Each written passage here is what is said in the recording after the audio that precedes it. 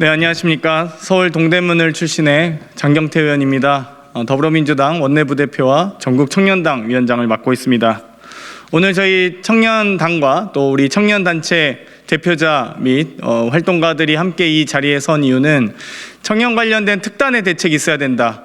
여야가 공히 지혜를 모아서 함께 청년 문제 해결을 위해서 노력해야 된다라고 많이 이야기해 왔지만 또다시 청년 특별 대책에 대한 예산 삭감을 포함해서 이 제대로 된 논의를 하지 않고 있는 국민의힘을 규탄하고 국회가 먼저 나서서 청년 문제 해결을 위해서 노력해야 된다라는 점을 다시 한번 상기시켜 드리고자 기자회견을 하게 되었습니다.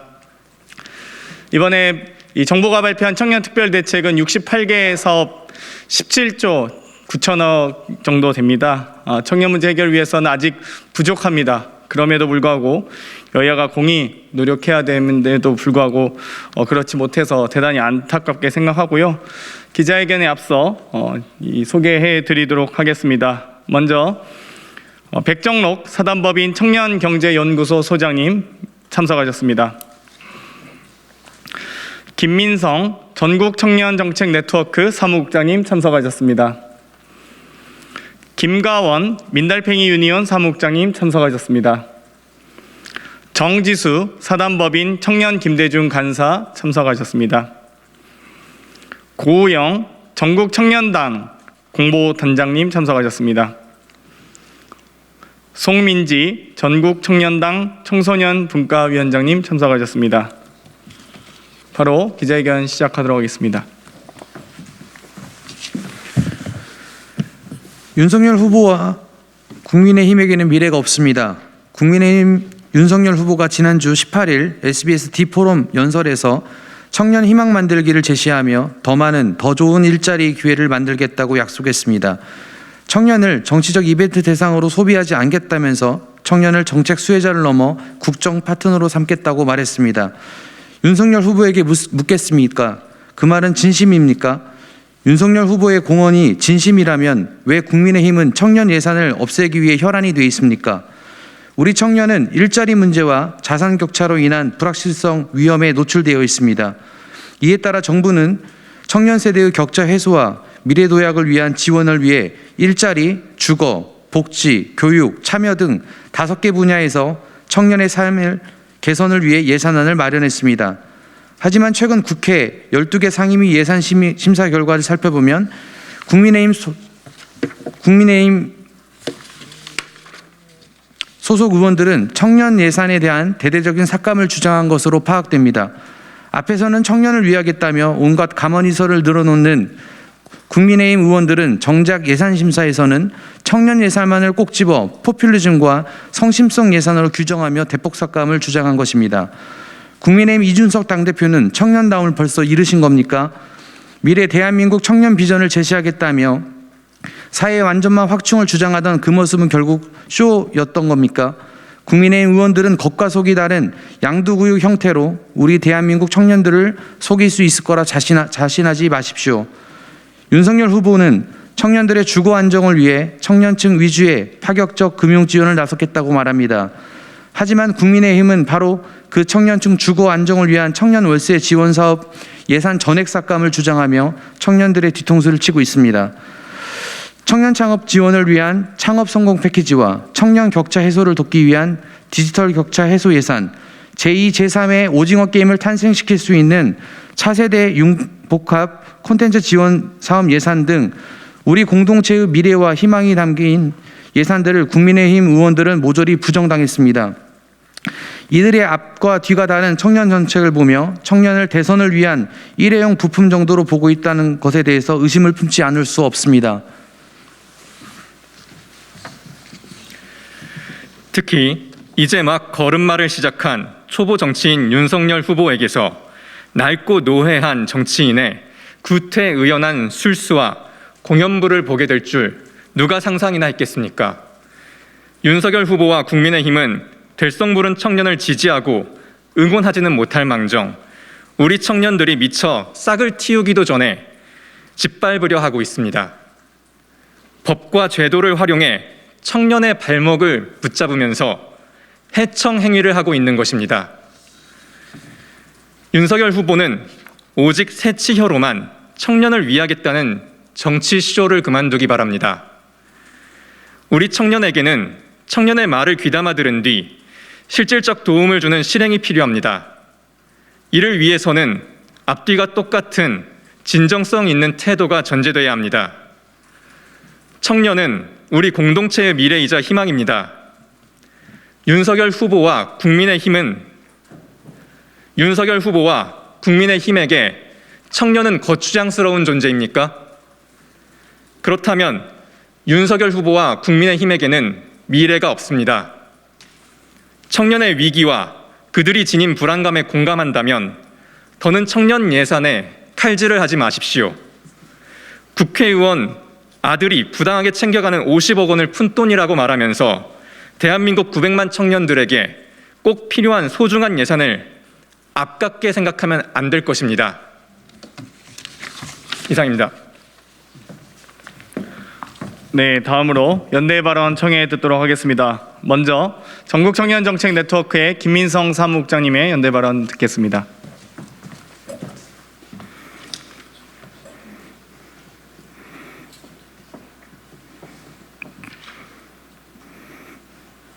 네, 안녕하십니까. 전국청년정책네트워크 사무국장 김민성입니다.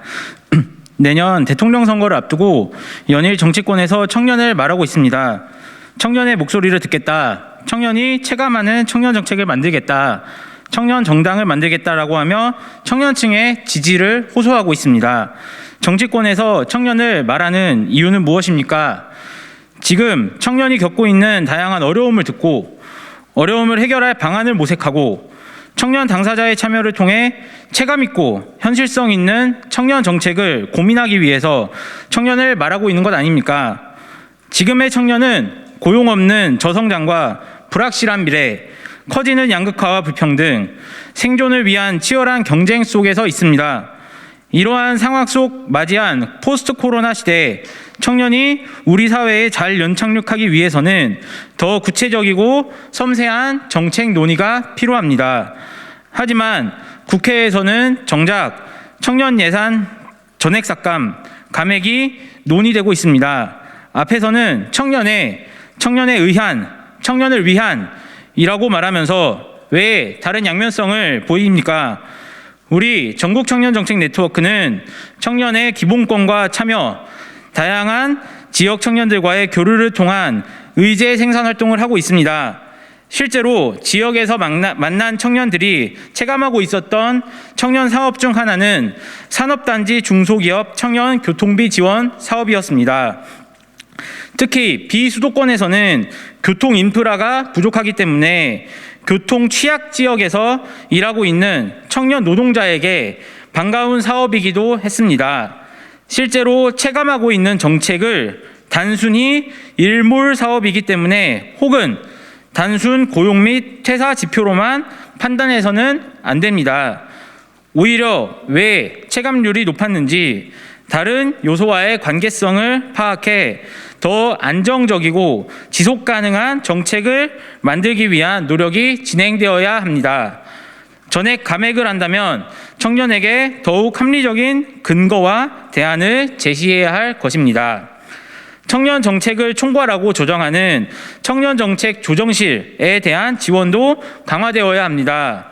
이를 통해 청년과의 소통 활성화, 청년 실태 및 통계 관리, 청년과 관련된 행정기관에 대한 지휘, 감독 등의 기능이 원활하게 작동해야 포스트 코로나 시대 청년의 삶을 준비하고 고민할 수 있습니다.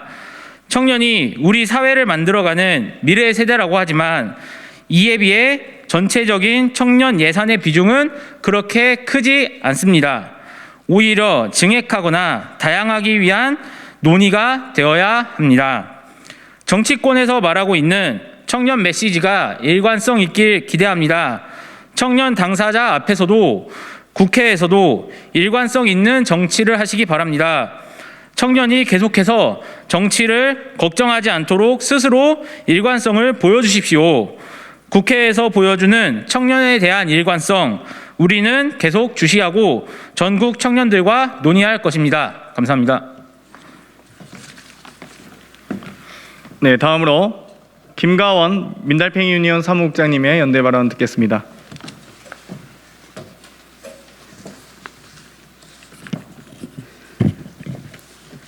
네, 청년 주거권 보장과 청년 주거 불평등 완화를 위해 활동하는 민달팽이 유니온입니다.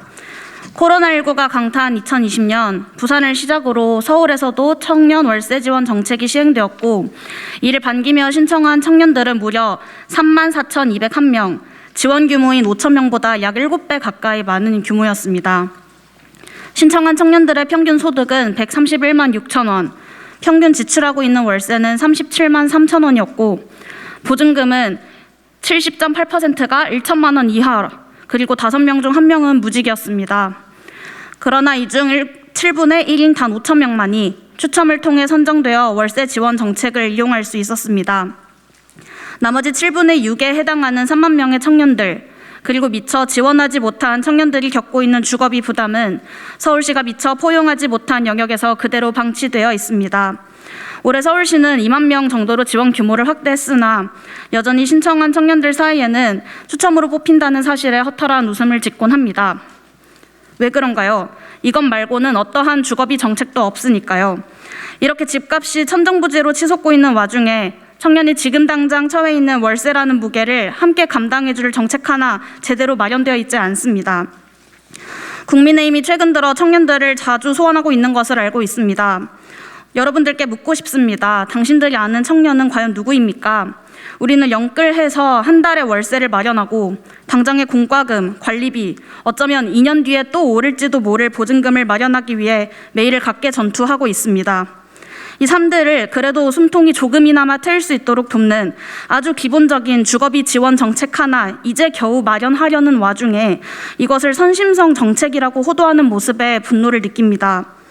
2030 청년들의 주거 문제, 국민의힘이 함께 해결하겠다고 이야기하고 있지 않습니까? 그렇다면 지금 청년들이 나이와 결혼 여부 때문에 주거급여 신청 자격에조차 가닿고 있지 못하는 그런 청년들이 있다는 사실도 아실 것입니다. 만 30세 이하인 미혼 청년은 원칙적으로 주거급여를 신청조차 할 수 없습니다. 최근에는 원가족이 수급권자일 경우만 주거급여 분리지급이 가능하도록 개선되었으나 청년이라는 연령 자체가 차별이 되는 근본적인 문제는 변하지 않고 있습니다. 인권위가 원칙적으로 신청할 수 있도록 제도를 개선하라는 권고안을 발표한 것이 지난 봄인데 누구도 해결책을 이야기하고 있지 않습니다. 이러한 상황에서 그나마 숨통 트일 수 있게 하는 주거비 지원 정책마저도 없애려고 하는 작태에 한숨이 나옵니다. 서울시 청년활동지원센터에서 코로나 위기가 청년들의 주거 불안에 끼친 영향을 조사했습니다. 코로나19로 인한 위기 상황에 월세, 관리비, 통신요금, 보험료 중 하나라도 연체한 청년의 비율이 약 30%였습니다. 독립한 공간에서 가족의 집으로 돌아가거나 월세가 싼 집으로 이사하는 등 주거 환경을 바꾼 청년들의 비율도 10%가 넘습니다. 주거 불안을 겪는 와중 더 큰 위기에 빠진 청년들에게 잠시라도 숨고르기를 할 수 있도록 청년 월세 지원의 대폭적인 확대가 필요합니다. 청년 월세 사업에 대해 월세 지원으로 수요가 증가해 매물 품귀 현상이 우려된다고 하셨다고 합니다. 근본적인 문제를 해결할 생각 없이 불평등을 정당화하는 궤변은 멈추십시오. 고작 1년에 20만 원 준다고 매물이 어떻게 없어지겠습니까? 월세가 오를 것이라는 말도 들려옵니다. 월세가 임대인 마음대로, 임대인 입맛대로 오를 수 있는 것은 이러한 규제를 단 한 번도 펼쳐본 적 없는 그러한 무책임한 구조 때문입니다. 주택 임대차 시장을 무질서하게 방치하고 높아진 집값 때문에 매일을 영끌해야 하는 청년들의 허덕임을 이렇게 함부로 다루는 것에 정말 경악을 금치 않을 수가 없습니다. 우리에게 필요한 것은 책임을 개인에게 온전히 떠넘기지 않는 것, 집값 상승을 정치가 방조하지 않는 것입니다.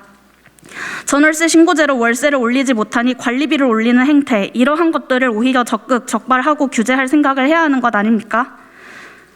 개인이 알아서 벗어내야 하는 것처럼 일시적이고 특수한 소수의 문제인 것처럼 청년들의 주거비 부담을 다루는 시선을 이제는 고치기를 바랍니다. 세입자는 주택 임대차 계약을 통해 임대인으로부터 집을 빌리고 그 값으로 주거비를 지불합니다. 주거비 수준은 시장이 정하며 공공은 절대 개입하지 않는다. 한국 사회를 지배했던 오래된 지배 관습이었죠. 이거부터가 문제의 시작입니다. 이러한 논리가 세입자와 주거 약자의 주거비 부담을 개인의 몫으로 만들고 투기 근절에 대한 노력은 눈꽃만큼도 하지 않으면서 주거 빈곤율이 역행하는 청년 세입자가 지는 부담은 날로 커지는 형국을 방치하고 있습니다. 서울시에서 첫 시행 때는 5,000명이었던 월세 지원의 규모가 올해에는 보다 늘었고 이제는 중앙 차원에서 시행할 수 있게 되어 보다 많은 청년의 안전망이 될 수 있을 것으로 기대했습니다. 코로나19로 어느 때보다 어려움을 겪는 이 시기에 예산을 증액하지는 못할 망정 삭감하려는 의도를 이해할 수가 없습니다. 청년들이 일상에서 어떤 문제를 겪는지, 얼마나 큰 주거비 부담을 체감하고 있는지, 청년들이 함께 만든 정책의 출발점이 어떠하였는지 들여다보려는 노력조차 하지 않으면서 쉬운 말로 청년들의 일상을 지키는 데 꼭 필요한 정책을 매도하지 마십시오. 주거권 보장으로 나아가려는 발전 방향에 제동을 걸지 마십시오. 이상입니다. 네, 감사합니다. 여야가 함께 청년 문제 해결을 위해서 노력해야 됩니다. 정쟁도 하고 또 민생에 대한 의견도 있을 수 있습니다만 청년 문제 해결을 위해서는 여야가 함께 노력해 주실 것을 간절하게 부탁드리겠습니다. 이상 기자회견 마치겠습니다. 감사합니다.